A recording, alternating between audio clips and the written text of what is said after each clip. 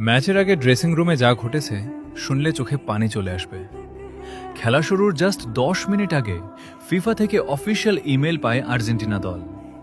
প্রিয় আর্জেন্টিনা, দুঃখের সাথে জানানো যাচ্ছে যে আজকের ম্যাচে রেফারি এবং ভিএআর কেউই আপনাদের পাশে থাকতে পারছে না।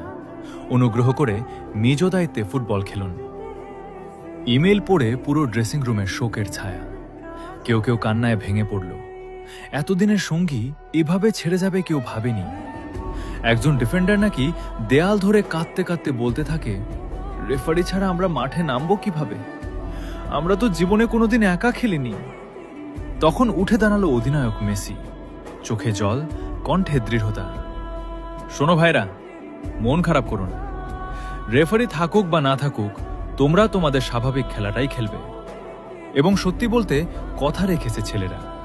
সারা ম্যাচ আর্জেন্টিনা তাদের স্বাভাবিক খেলাটাই খেলেছে।